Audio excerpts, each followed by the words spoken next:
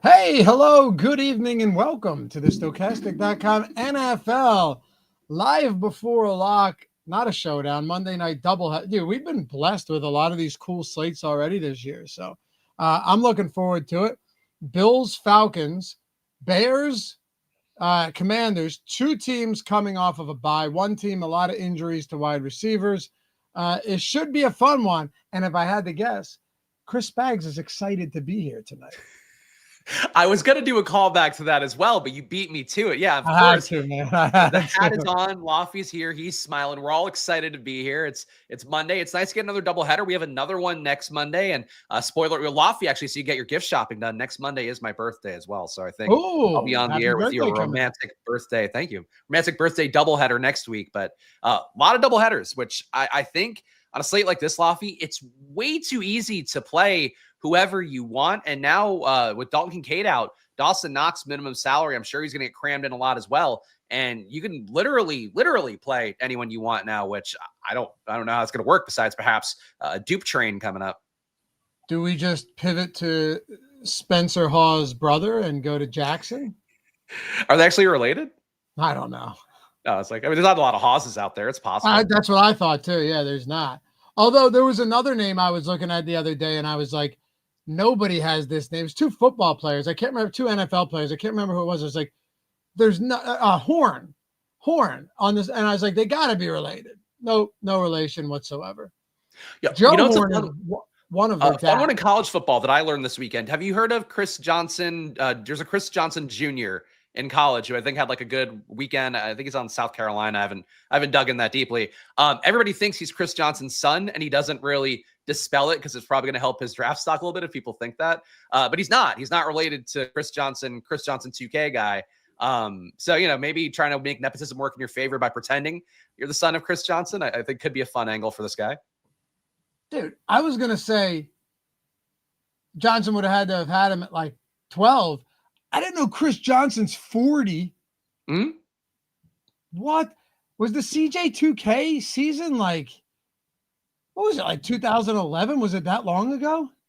I feel like 15 years at least. I don't know. I honestly can't. They all blur together now from playing fantasy from childhood through now at a more, hopefully a more serious level. I was surprised to see him be that old as well, but it's actually possible that he could have been this kid's dad. That's 2009. Oh, wow. Yeah. So, 16 years ago. But then I'll do you on even crazier. Todd Gurley. How old do you think Todd Gurley is? Well, he's like not even 30 yet, right? He's like 28. He just turned 31. But the point is, like, there was a time where you're looking at him and like a Le'Veon Bell, and it's insane to think like Le'Veon Bell's only 2 years older than, I don't know. The time, like Le'Veon Bell's 33. He's got some CTE too, based on his social media handles from what he posts. One way or another. That is, time goes quick. Anyway, glad to have you guys here. If you don't mind, take a second this fine evening, atone for your sins. Hit that thumbs up, subscribe to the channel. Goes a long way. We appreciate you greatly for it. And we will get into the slate. We're updating projections right now, so I'll go to the screen share and I'll run the sims immediately upon them being updated. The data team is going to ping me once they are, so we'll get right on that. We just had a lot of breaking news recently, like not too recent, but within the last, like Kincaid is out, and Spags, maybe you mentioned it, maybe some of this stuff seems like, like irrelevant, but it's not. Ray McLeod, because Darnell Mooney's also out. There's little nuances to this slate that I think could get a little bit, a little tricky, because if one of these, like in the 3K range wide receivers just happens to have a day and you have none of them, I don't know. That's why I feel like I'm more inclined to just like spray and pray on a bunch of these different guys tonight. I mean, I'll say, not to say that you guys out there need to build this way because these aren't going to be super well projected players, but they should be good enough at minimum salaries. Casey Washington, 3K. Now his outlook has to look better with Ray McLeod out. He would have already likely taken all the outside routes that Mooney leaves behind. Week 1, when Mooney didn't play, wasn't available yet. He had 74 snaps. Last week, he spiked the moment that Mooney left the field. So Casey Washington for the Falcons should be out there a good amount. He also represents decent theoretical leverage against Drake London. So that's one. And then Dawson Knox, we've seen Knox spike. He's obviously at this point somewhat limited because of the fact, that Dalton Kincaid is a much better pass catcher, but Dawson Knox still playing 37 snaps a game, 14 routes. He's got to absorb some of the 20 routes a game that Kincaid leaves behind. That's 5,500 for two players now. And, for a cash game, probably more of a consideration, but for tournaments too, you can put whatever you want around that. You can pay for Bijan, James Cook, maybe even a Josh Allen now. That's a meaningful change to the slate. Man, it's crazy. Like I'm not saying Dalton Kincaid's expensive, but now there's not a single tight end above 3,700, right? Like that. Bijan Robinson and Josh Allen are the only truly expensive players on this slate. Yeah. I mean, it's one where, again, you can really, to me, and I'll just, again, I don't want to build the entire lineup for everybody, but the stuff that occurs to me is the same that occurs for a lot of you guys out there on your first blanch. You can play Odunze, you play Deebo Samuel, you play Drake London. That's the three kind of dominant pass catchers for those offenses. Then you could put, again, the cheap guys around that. You could afford whatever at RB at that point. I think that's going to be a very common construction. So the real challenge is going to be, how do you get unique without losing too much in projection? Because that's always going to be the challenge in these kind of slates. You play Bijan Robinson and Tyler Algier together. But then you're going to fade James Cook and fade Krosky Merritt after he just went for 30 and you might consolidate the role further because Chris Rodriguez might not play today. You're going to fade one of them. Yeah, one of them. Sure. It's hard to fade any. And even Swift, I'm not a big Swift guy. I like Swift today. I'm with you. Yeah, he's a good play on this slate, and he's got upside in a game that's got a decent total and still has the lead running back role for a team that should be pretty successful getting the ball down the field. That's I think what wins the slate today, as opposed to fading the best projected players. Hopefully, I hear you. I do. Swift is averaging he's getting anywhere from 5 to 7 targets a game. I talked about it with Greg this morning, but this is a guy who. I think it's easy to ignore this, but Monangai is not the guy. They don't want to give him a lot. They don't want to give Roschon Johnson anything as it stands. So, you're talking some games where Swift is seeing 20 opportunities between the rushing attempts and the targets. So, I'm with you. Do I want to go Algier and Bijan in the same lineup? No, but there is something to be said, and this is why we can just start with this to talk about getting different. Then we'll go through these plays. I think it's pretty obvious for you and me to both be like, hey, play Bijan Robinson today. That's not, we're not telling you guys anything you don't already know. The guy's got 200-yard receiving games already this year. He's fantastic, and Buffalo struggles on the ground. Matt Milano's out. Ed Oliver is back, but still. The thing that's crazy about Algier is when you dig into his stats a little bit, if you watch the strategy show this morning, you guys already know. Spags, you start digging into these numbers, and you go, oh, wait a second. In neutral to favorable game scripts, he's far more involved than I think anyone is giving him credit for. This is not the Tyler Algier show. I'm not going out there and saying load up on Algier, but people are going to ask about cheap, low-owned guys. So here you go. Red zone rushing attempts, 10 apiece. Inside the 10, 3 for Bijan this year, 7 for Tyler Algier, 7.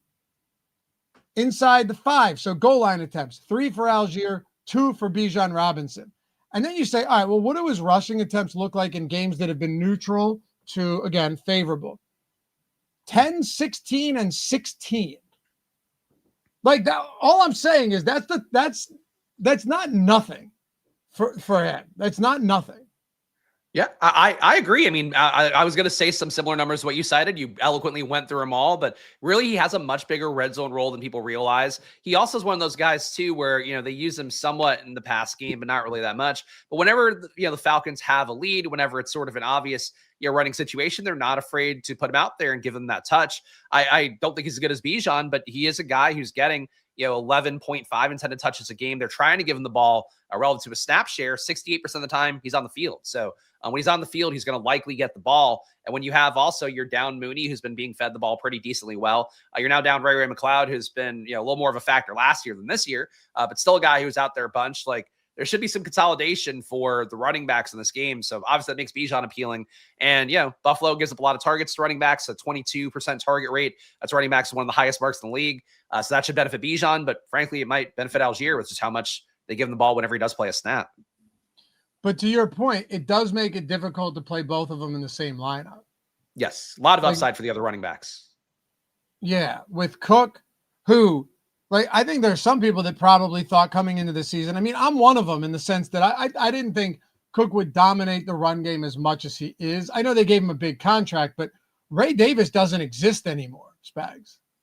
No, he's getting half the snaps. And Ty Johnson's only playing 12, but Ray Davis played 6 last time out. So those guys are just non-factors. And, James Cook, we saw the downside for him against the Patriots. That is a tough run defense last time out, but I'm sure a lot of disappointment for people in that game. This spot, I just don't know. Like, really, it's 2 crappy run defenses on both sides in the Atlanta-Buffalo game. And I think that both guys have a lot of appeal, or really all the running backs of the game who aren't Ray Davis and Ty Johnson have a lot of appeal.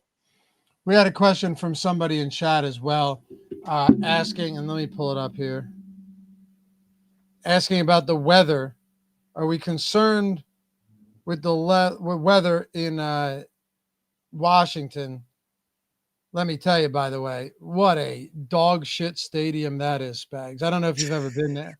I have not. I went there for an Eagles game a couple of years ago, and I mean, that place sucks. In Landover, Maryland. So rain showers, little bit of wind. I don't know, dude. I don't really. Showers, precipitation, essentially nothing. No, I'm not going to let this influence much, to be honest with you. I mean, and did the line move? Because I'm checking it right now. No, the line hasn't moved. Washington's actually increased as a money line favorite. But still 5.5 favoring Washington, 49.5 total. If the line doesn't move, I'm not going to move. This is the sharpest sport in the world for lines moving when things actually matter. What's the total at? 49.5. Yeah, dude. That's where it was. 49.5 is a big total, a really big total. S&P, what's up, dude? Haven't seen you in a while. I will say on those red zone carries, I feel like there were at least 2 plays where Bijan had 50-plus yard reception, got tackled inside the 5, and that meant Algier got their subsequent carry. Fair take. Yep. But he still has 7-3, and they're going to use him there anyway. But that's perfectly reasonable take. But yeah, Vincent, weather plays a big role in this kind of stuff. Yes, but it has to be like Spags nailed it. If you're using your own, if you're not factoring in what Vegas is doing and what sharp bettors are doing, if no one's hammering the under here and it's still sitting at 49.5.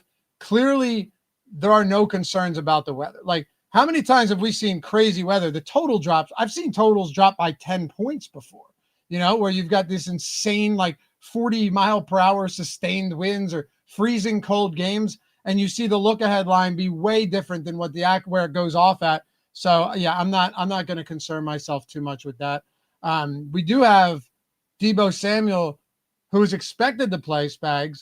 Do we have any reports on Chris Rodriguez Jr. yet, who did not practice a single day this week?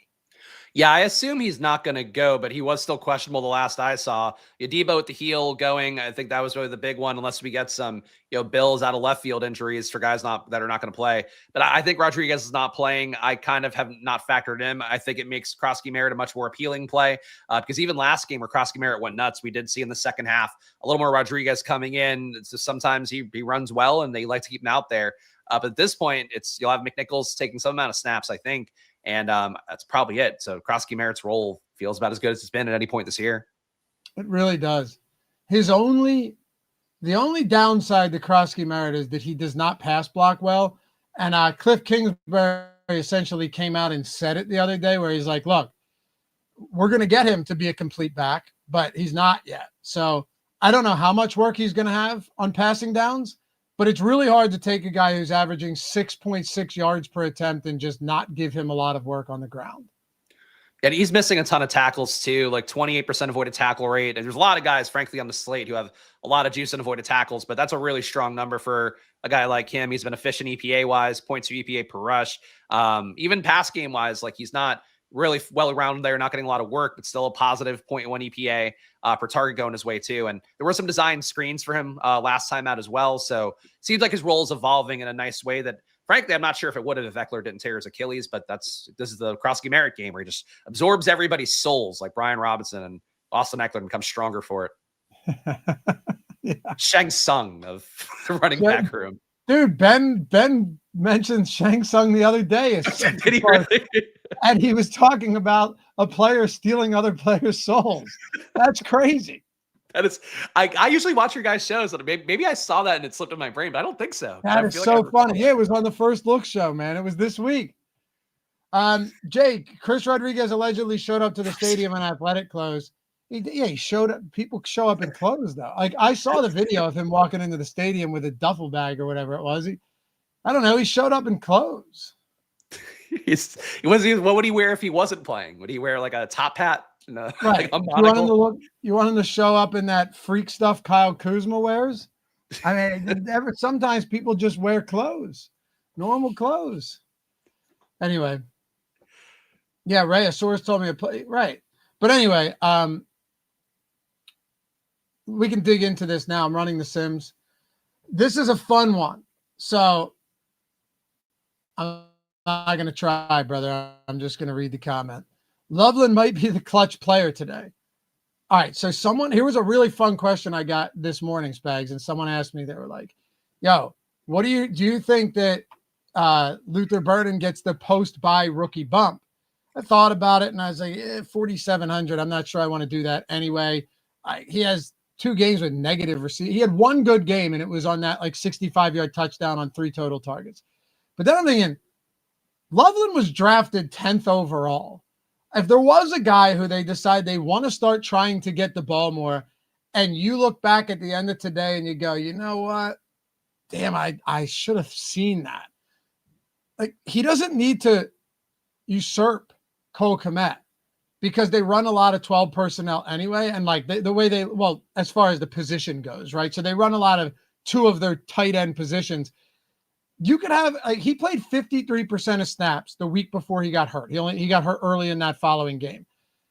How hard is it for him to get to 70% of snaps? I know he's not going to project well and props aren't going to be nice, but I do think there's some reason, if we're talking about ways to get contrarian, if we don't want to do it with like an Algier and give up value at the running back spots, Bags, and you don't want to go to a million bottom barrel 3K receivers, there might be something there in Loveland today. I think it's at least worthy of a conversation.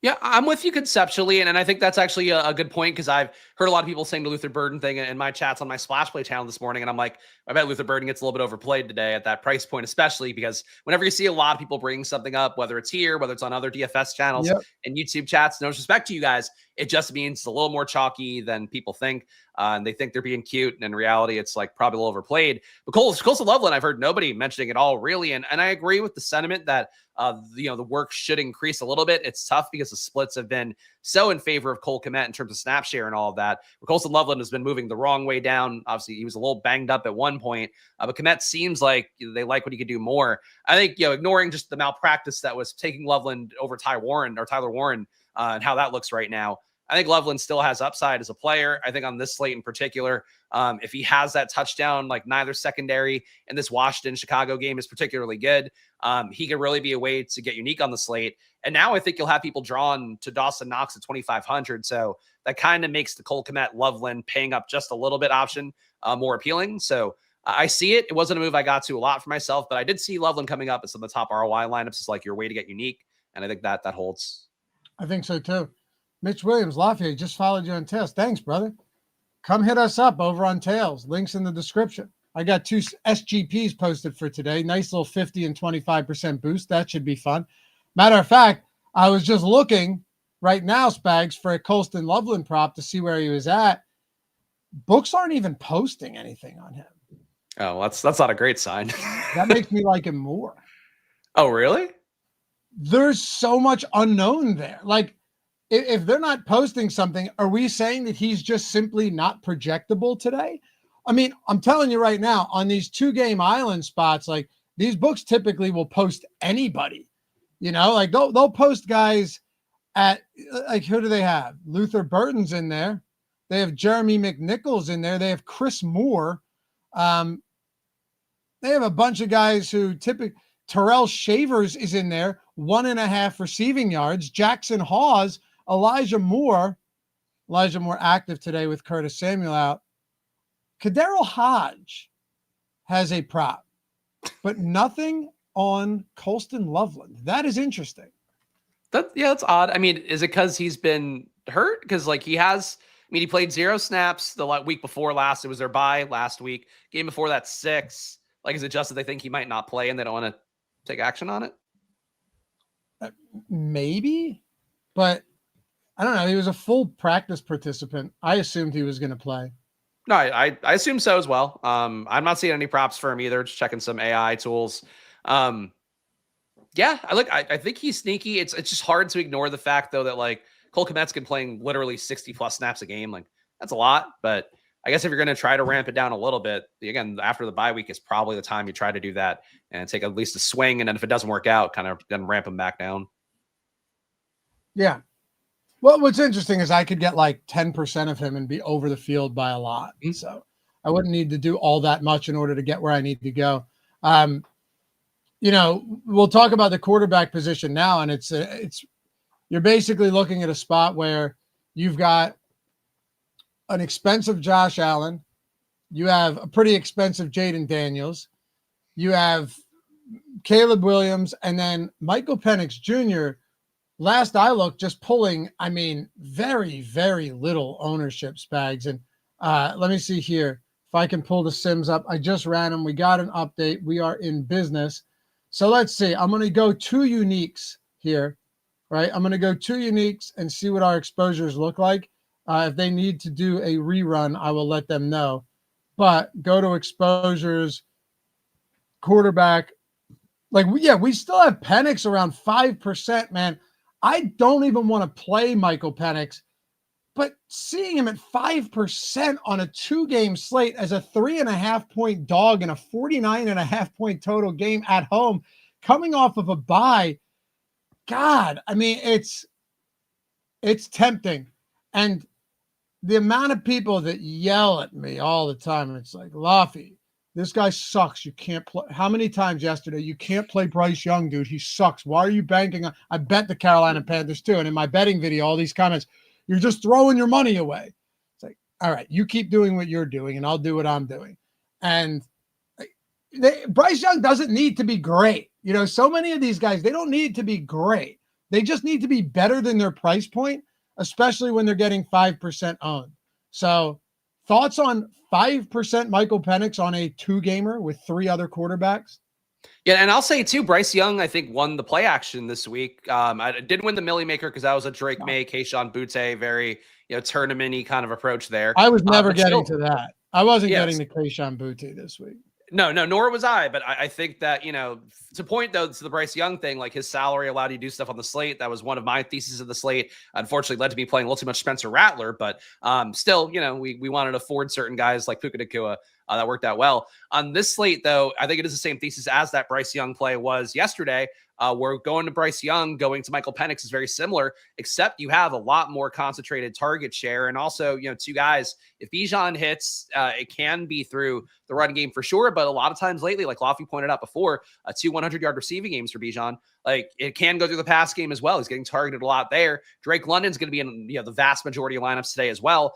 He also is a guy where if he succeeds, Michael Penix also probably had a pretty decent day. So it surprised me to see Penix that low owned. I kind of just think naturally with how many sharp players will put in some amount of entries that he's got to be closer to 10% because like he does represent pretty easy upside in a double stack that is going to occur a lot naturally for people. But he also allows you to pay up for whatever you want around him. So I think he's a strong play. He's the top ROI lineup. I just reran the sim that I'm getting right now on Stokastic. So I don't think people should sleep on Penix at all. Me neither. And again, neither of you or I are saying we expect him to be the best quarterback tonight. It's just there aren't many spots to get leverage, And what if Buffalo does go up early and Michael Penix, they're forced to abandon the run and he just peppers Pitts, London, and Bijan in the passing game? Like Penix could throw 2 pick sixes and it would actually make him a better option on a slate like tonight. So I don't necessarily need him to be good. I just, need him to throw the ball. And if that's the case, we'll take it. Anyway, looking at the exposures here, are you in alignment with this? You have Jaden Daniels, you have Josh Allen. expensive, but also just dominant. Coming off a bad loss too, you would think that they don't sleepwalk through this one, and that McDermott fixes those issues, particularly in the penalty department that they had on Sunday Night Football against the Pats. And then Caleb Williams against Washington. Neither you or I are all that concerned about the weather there. He's got a few primary pass catching options, but predominantly Rome Odunze. Yeah, I mean, for Jaden, I think it's hard to ignore the fact that he has such a great projection relative to the salary. Josh Allen is now ahead of Jaden Daniels in the projection this morning. I think Jaden was ahead by a little bit in Stokastic data. But still, the fact that he's 6,900, it's a nice price tag. It's also easy double stacks to have with them as well, where you can get leverage on Krosky Merritt by playing Debo and Zach Ertz, something like that.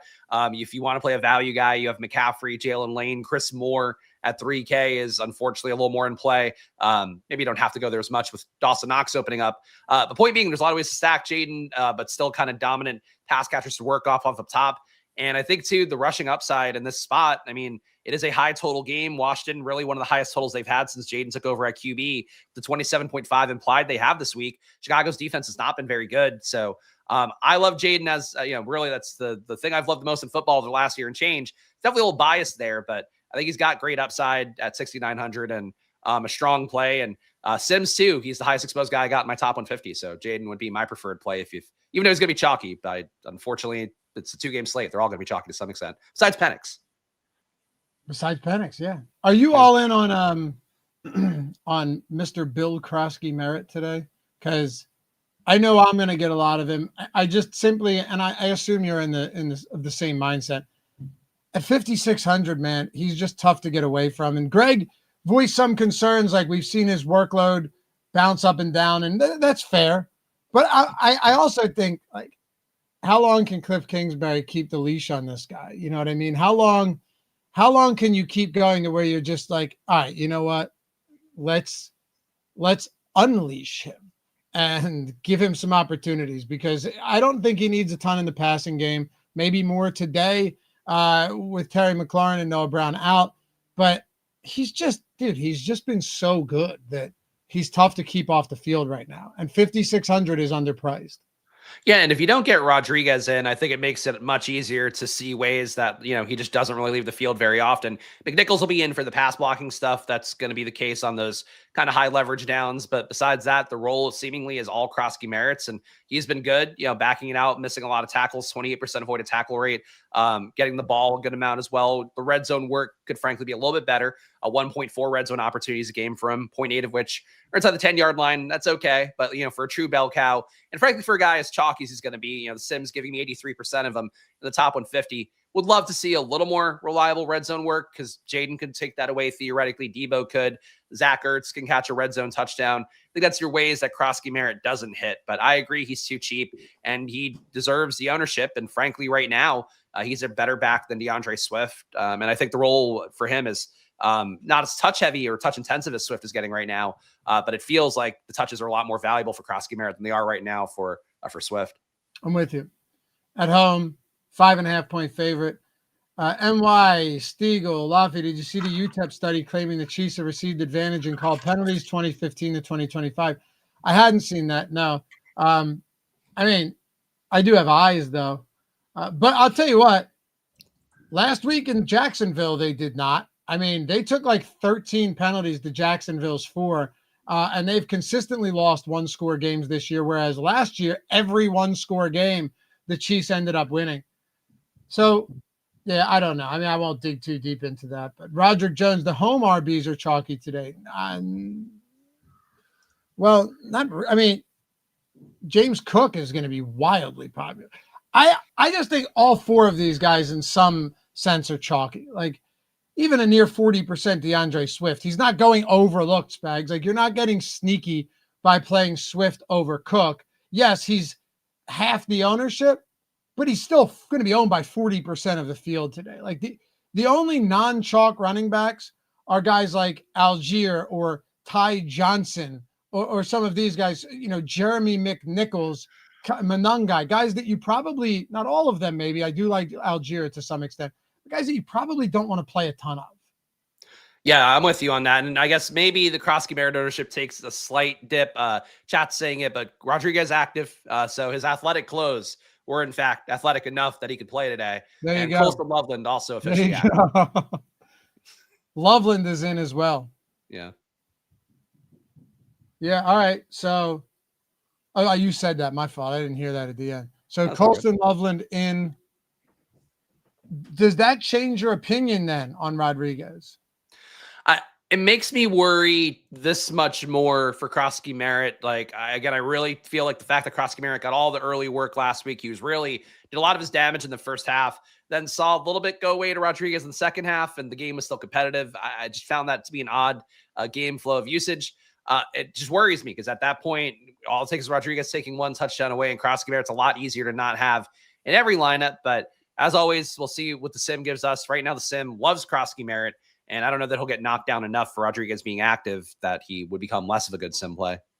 Do you think Rodriguez just becomes like a break in case of emergency style running back today, active, but they don't want to use him? I mean, it's not often you see a guy play or miss every practice on the week and then be good to go. Like, you don't see that very often. Yeah, I would agree. I mean, they don't have anybody else on the roster that I could see on at least the ESPN depth chart. So that could be it, is that he's just active because they didn't want to bring anybody up from the practice squad, or they don't have anybody that they did think is worth bringing up. It's possible. I mean, after what we saw from Juwan Jennings this week, and apparently he was so banged up, he was only out there for running plays for part of the game, which is an odd way to treat a guy with 5 broken ribs. Neither here nor there. It's possible Rodriguez just maybe doesn't play as much, but he's active technically. If you had to rank these guys, how would you do it? Bijan, Bill, Cook, and Swift. I mean, I assume you'd put Swift fourth, but you still like him. Yeah, I mean, I think that's it. I would put Swift fourth. I think that now, I mean, this is the way that I viewed it the entire day anyway, but even more so now with Rodriguez being active. Like, Swift is your pivot to the Krosky Merritt ownership. If Swift beats him out straight up in fantasy points, you're probably going to vault a lot of the field, and you also kind of get the push-pull dynamic with the RB in the same game. So if you get that right, I think the payoff's best for Swift. But yeah, it's like, to me, a very obvious Bijan 1, James Cook 2. If I were to have a player in every lineup, it would be Bijan, but everybody's going to feel that way, obviously, with the ownership being like 90%. I'm expected there.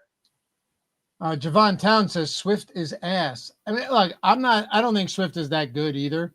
However, I care far more about the volume than I do whether or not he's great. I mean, like, you look at red zone opportunities this year, 5 rushes inside the 10. Monunga has 1. No one else has any outside of Williams. The only 2 running back goal line attempts have gone to DeAndre Swift.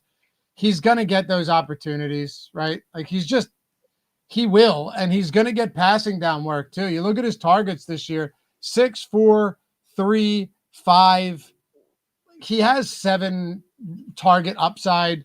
I'm okay with it, Spags. I get it. I actually agree with Javon. I don't think he's that good, but here's the silver lining, Javon. There's no other running back on the depth chart that's even close to as good as DeAndre Swift, even if Swift isn't very good. You know, poor Roshan. I thought this year Roshan had a shot, but he doesn't even exist anymore. Apparently, it's sad to see. But I'm with you. Like, Swift has a good role. I mean, just in terms of target per route run rate, he's number 2 on the team. 24% per route run for DeAndre Swift, 27% for Romo Dunze, and then it's 23.5% for Burden on obviously a much smaller sample size. He's getting targeted a lot. And then it's a PPR site. So if you're playing on FanDuel, you want to knock Swift down a little bit. I get it, but I think in this kind of game as well, I expect it to be one where Chicago's on their heels a lot. Probably a lot of easy kind of check downs for Swift, I think, as part of that process. Swift's a compelling play. He's just unfortunately the 4th most compelling play on the slate. Are there any compelling plays in the RB2 range? And by RB2, Spags, I'm not talking the traditional like fantasy football sense. I mean on their own team. Algier, we talked about at the top of the show. You can go back and check that out. We both agree, tough to play him, but if there was one guy that, scores this week and gets double-digit carries who isn't one of the big 4, we'll call them, on their respective teams, it is Algier. But you have Rodriguez, Monangai, Jeremy McNichols, Ty Johnson, Ray Davis, Reggie Gillum we have projected for 1/3 of a fantasy point, so we can, cancel that out. Famous last words. Any of these guys do anything for you today? The other tough thing is that minimum salary at running back is $4,000, where at receiver it's $3,000. You're opening more up to go to one of those guys. Yeah, that's exactly the way that I would view it. Like, I think a Casey Washington and Chris Moore, those guys appeal to me more than the dumpster dive at RB. If I were to play any of the backup RBs, it would be Algier. Obviously, we never want to expect this, but we just had it happen with Puka yesterday. Not that that benefited anybody really. But, if we see Bijan Robinson go down, Tyler Algier immediately becomes a much more valuable play. And on a 2-game slate where there isn't a lot of ways to get unique, that's one obvious way to get unique would be to play Algier. So I think he's really the only one. I think even if Rodriguez or McNichols score, I don't know if they actually make a winning lineup because you should have enough PPR points for the other top 4 backs. Like, I just find it hard to believe those guys don't make it, but you could do it in a 150 set. You could do it. I just don't think you need to. You could play a cheap receiver. You could play Algier. I just wouldn't go further down than Algier. Yeah, I mean, they just have to run perfectly for it to get there for those guys too.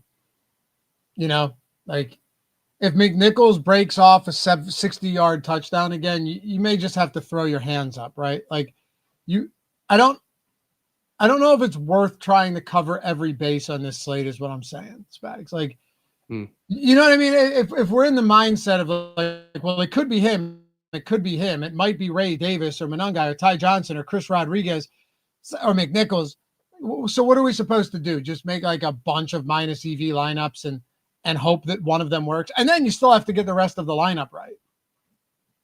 Yeah, I think it's fancy play syndrome, which is really like we have the sim data that supports enough playing chalk, sometimes even more than you'd possibly expect. At this point, I think when people play a lot of these guys, even on a 2-game slate, it's like it's hard to imagine the 20-touch running backs not getting there. Scott, thank you for the super chat. Rain in Chicago versus Washington a factor. Now, we mentioned it a minute ago. The total's still sitting at 49.5. That's a big total, man. JB, Debo in. Yep, Debo is in. I mean, really, I think all the news that we've gotten in this game, everybody's in compared to the last game where everyone seemed to be out. So even people we didn't know, like I thought they were all healthy, having a good time. Kincaid and Curtis Samuel hanging out, doing yoga, and no, they both apparently not healthy enough to play. I know. Yeah. Pretty insane, but whatever. Let's see here. Faith, if you're playing one cash lineup, who would be your main players in one cash lineup? You're going to want Bijan. You're going to want, Spags, you're probably flexing a running back too. You're probably going like Bijan plus a JCM, Cook, or Swift, something like that, right? Like I feel like in cash, you're just playing the highest projected guys there at running back, given that you can play them without any issue with how cheap tight end and the cheap receivers are. Yeah, I think the cash game would be, I'm with you, Bijan, Krosky, Merritt.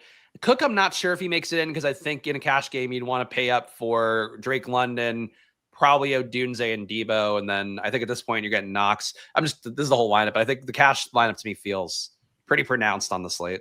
Yep, absolutely. And you could always, like, let's see here.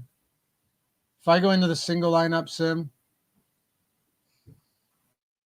what happens if I just optimize the whole lineup with 0? Just optimize it with 0% randomness.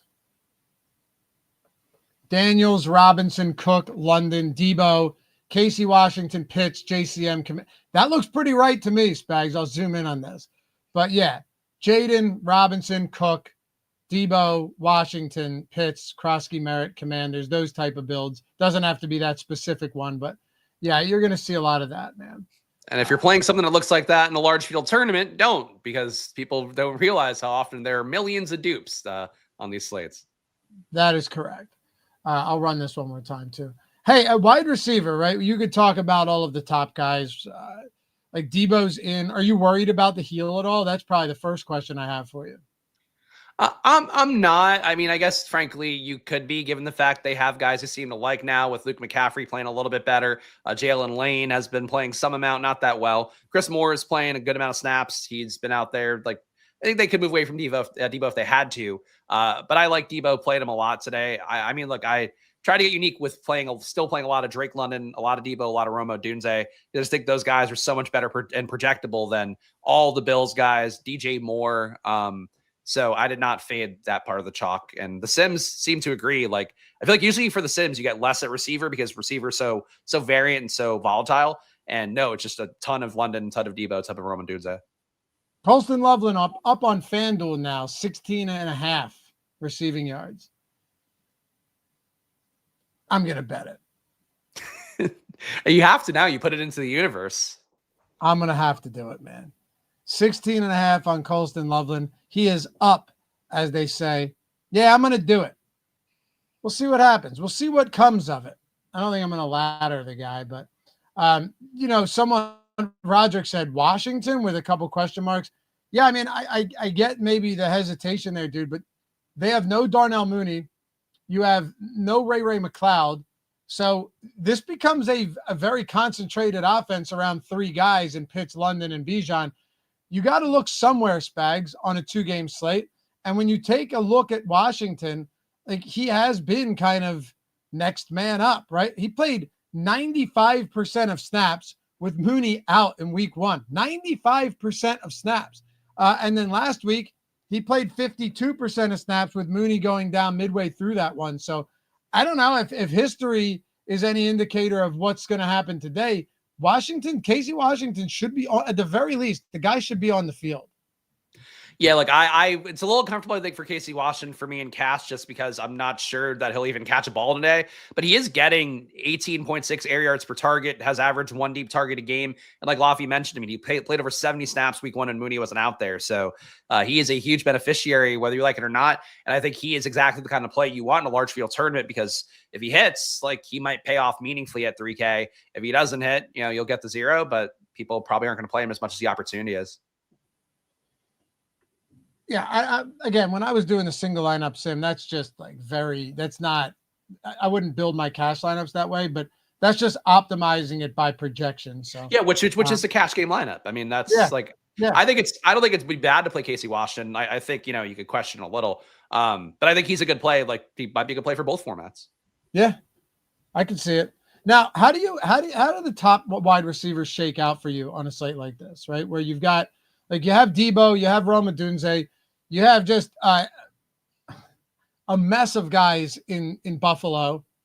No Kincaid now, but Shakir and Palmer and Coleman, who one day has 3 targets, the next day has 10.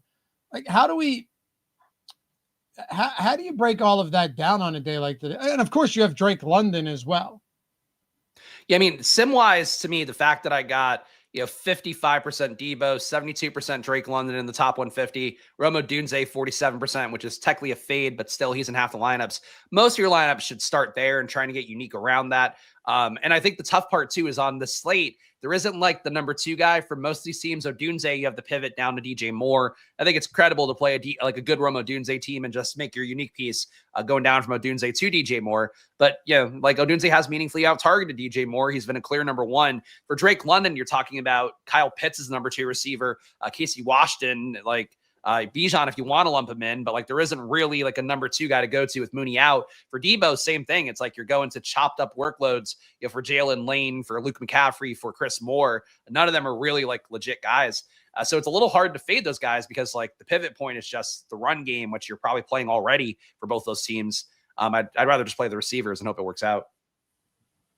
That would be that'd be my hope as well. But what about okay, so we have 15 minutes to go. And by the way, if any of you guys have any interest in getting access to the tools we have over there, access to the sims, which have been dominant lately, all football season, the single lineup sim, the ownership, player projections, all that good stuff. Spags, a heck of a day yesterday for some of these guys. This one, top 3 was Stokastic. Kyle and Aaron are up there a lot. Cody, though, took second for 20K. That's 90K between Stokastic right there. But it's not just that. Like, you have all of these awesome spots where you have lower stakes guys that are coming in, getting the tools for free, and then just going into some of these lower stakes contests and cleaning up, man. So if you want to get them for free, use the link in the description. The one, sign up with any of our partners and get the sims for free. It's all you got to do. The link is right down there. It'll bring you to this. Follow these simple 4 steps. And even if you're in non-legal betting states, I mean, Onyx is in 40 plus states. You got Better, Sleeper, a lot of these DFS pick'em sites, all of the Sportsbook, click claim offer, or we can't find you. We can't give it to you. Sign up, make a deposit. $5 or $10 is all you need. Take the screenshots of your welcome email, and after your first settled bet or lineup settles, and email us at support@stokastic.com. Tell us what you want. If you sign up on 3 of these, let's say it's all $5 minimum deposit, $15, let's say one's 10, $20, right? You get 3 free months of core sim. So you can be like, give me 2 months of NFL, and hey, basketball's coming up, Spags. I'll take a month of basketball as well. Simply no easier way to get access to these sims. Yep. And one thing too, really, I know we said it before in videos, but like if you haven't used the Sims before and you're asking questions where it's like, what about this wide receiver 7 on the depth chart? Just use the Sims. You'll start to understand better what winning lineups look like. You'll understand why too, like a lot of lineups you see winning in these tournaments are chalkier than you realize. How that's happening is just getting unique in smaller chunks. And I know Greg and Loughy have actually talked about this a lot on streams as well. But it's really important. And I think there's a large portion of the field that I don't know if it's new DFS players or what, that are still not there with it. So just trust the sim data a little bit more. Sam Darnold was in some Stokastic sims, as somebody pointed out that I'd showed on stream. And it was like a lineup that faded Puka and would have actually won you a lot of money in some of the like 3 max power sweep kind of stuff. That happens every single week with the sim tools on Stokastic. So just take a shot at it, whether you're paying for it or doing the link join and things like that. Yeah, man. By the way, I may not play this Colston Loveland one. He ran 5 routes that week in week 3. Ooh. Yeah, he was going down for sure, but you got the buy. The buy was the whole thing. He hung out. They were in the hot tubs. They were chatting it up. He learned a lot. What was he doing playing 53% of snaps if he ran 5 routes? Yeah, he's learned how to block. Yeah, all right, I'm out. I'll have a little tonight in DFS, but I think otherwise I'm not going there. Anyway, looking at our exposures here within the sims to the receiver position, right? You have a couple of spots that are intriguing to me. The obvious, Drake London, Debo, Khalil Shakir, that's fine. Shakir, I don't mind him here. Adunze, DJ Moore, Coleman, Olamide Zaccheaus, 13% Washington. Do you think guys like Luke McCaffrey or Jalen Lane or Chris Moore are viable without Debo, or do they fall off considerably for you? I mean, they fall off for sure. I would much rather have Debo, but certainly if you're not playing Debo, that's kind of a bet against him. And at that point, you're either playing the Commanders failing in some way, or playing the production going somewhere else. And Luke McCaffrey is not getting a ton of work, but he is getting targeted, decent amount. 19% target per route run. It's not bad. 18.6% for Jalen Lane. Chris Moore is down at 10%, but he's playing more snaps. So that kind of comes out in the wash. But I think if you're not playing Debo as one of the chalk plays, and really this should always be the case in DFS, you should think about these other guys on the team, how they benefit. The most likely projection winner, I think, would be Zach Ertz. But, those guys on this slate, if that's a way to get unique, fading Debo and playing one of those guys, that probably would really pay off when it does hit, even if it's only hitting 5% of the time. Yeah, I hear you. The whole Zach Ertz thing here at tight end is, if Debo were out, it would look way better. We're pretty much with the field on him. We're with the field on Pitts. It doesn't look like we're taking many stands. Just throwing it out there. Doesn't look like we're taking many stands at the tight end position today, Spags. As a matter of fact, if I go to all, are we taking, where's our most positively leveraged spot? So right now, JCM and Swift we're most positively leveraged on. But we're pretty close to the field on a lot of these guys. We are under the field to guys like Coleman, Adunze, Josh Allen, given that his price point is exorbitant. Under 9% on Bijan, but that's not, God, is he really going to be that popular? 91%? It's a lot. I mean, it wouldn't shock me. There's enough people that are smart enough to just take the shot, especially the 150 maxers, and just try to play some lineups without him. But I mean, like, gun to your head, you got to think he makes a winning lineup more often than not. 91% is crazy, though. Let's break these tight ends down, and then we'll take some questions as we wrap this one up. So if you guys have questions, start firing them now. Versace, scared money don't make money, Loughy. Yeah, I know, dude. You're talking about a guy who plays trash quarterbacks every week. I'm very unafraid to take shots.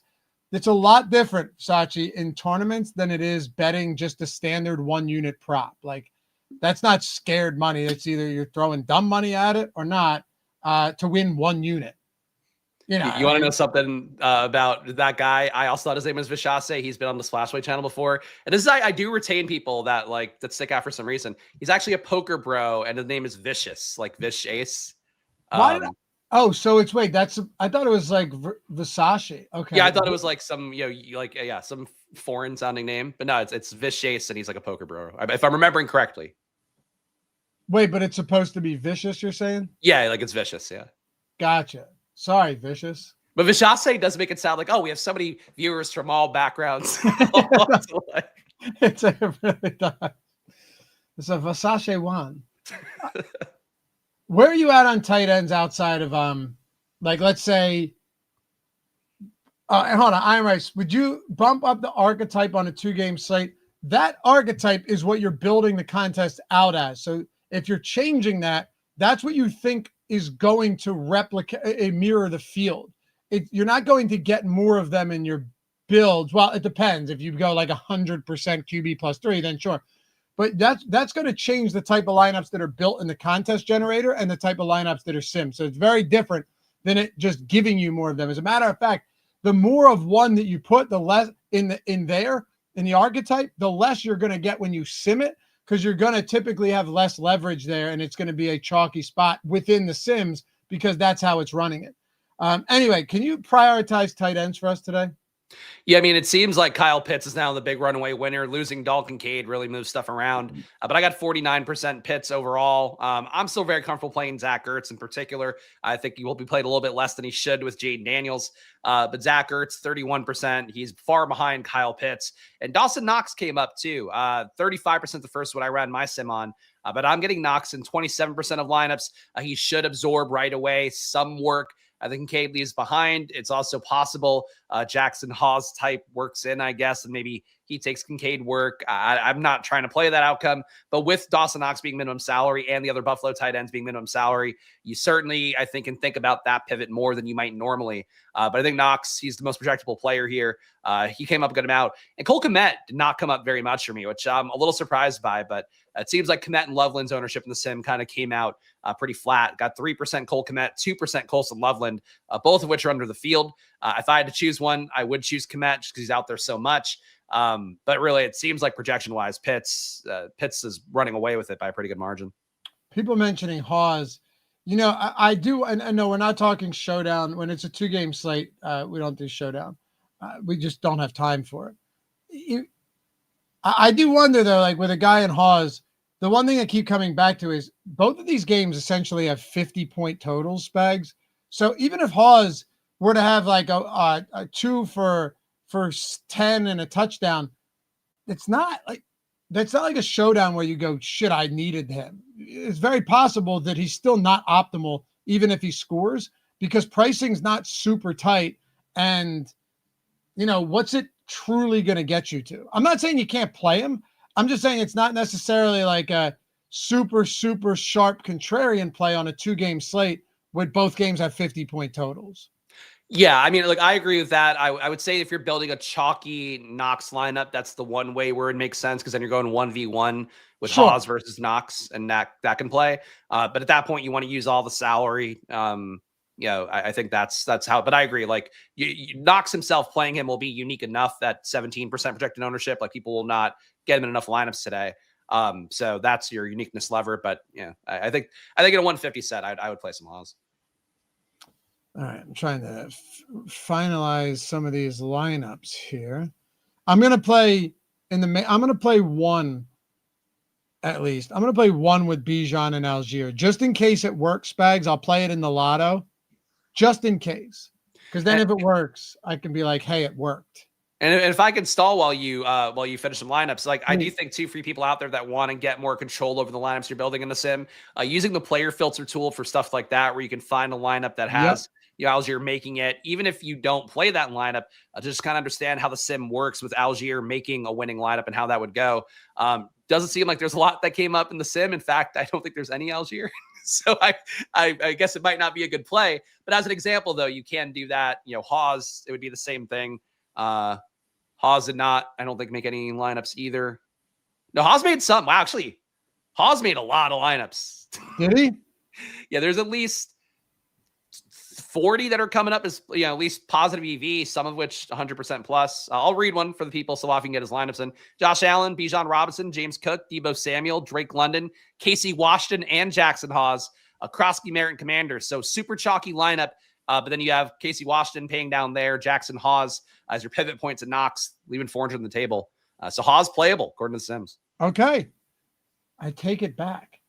Well, not really, because I still think Hawes could score and it wouldn't matter. That it's possible.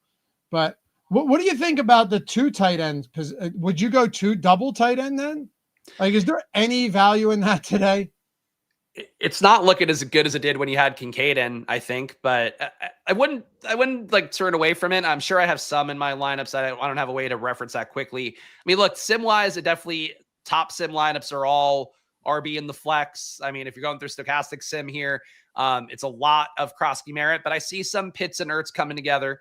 Pitts and Ertz seem like the most common one with a tight end in the position and the flex. But it is a ton of RB. I'll tell you what, not a lot of receiver in the flex coming up at all, which that hits won't be played a lot. Yeah. Is it mostly running back? Almost entirely from what I'm seeing, running back. Okay. And then a little bit of tight end in the flex. Yeah, I figured as much. Dude, I almost forgot to reset the filters and was about to just plug 20 Algier and Robinson lineups in. That'd be real commitment. You said it was a good play. You got to show it with your money, right? Yeah, that one. Yeah, right. Imagine if it worked, though. I mean, that would have been amazing. And that'd be an incredible victory lap. Oh, insane victory lap. All right. Any other thoughts here, Spags? Take us out because I am up against it. I'm almost done here. Okay. On the slate, guys, look, I think it's a very chalky seeming slate. I do think with some of how the stuff has opened up, there should be some more avenues to get unique. And, even though Tyler Algier not coming up a ton in the sim, I think there's a lot of credible plays that we've talked about here that you can take your shots on. But I'm certainly rooting for Jaden Daniels. I'm rooting for some of the chalk. I'm rooting for Dawson Knox a little bit more than I would have thought of in the beginning of the day. Seemed like it'd be too cute of a play, but now he is our minimum salary boy. But really, I think the big thing for me is I really hope Kyle Pitts doesn't hit as much. It's too much Kyle Pitts coming up, and I'd played less than that. Yeah, not fun, man. I'm in. I'm locked in. I hope you guys have a great night. Spags, thank you, by the way. No problem. You're better at this than I am. You've been doing those live before locks so long. I don't know if you remember, we used to have the deeper dive and live before lock even for the showdown. So like I could just be out of here and take an hour to myself, but not anymore. Anyway, appreciate all you guys hanging out. Remember, come check us out on Tails. We got a ton of bets. And also, there is a live boost for FanDuel tonight.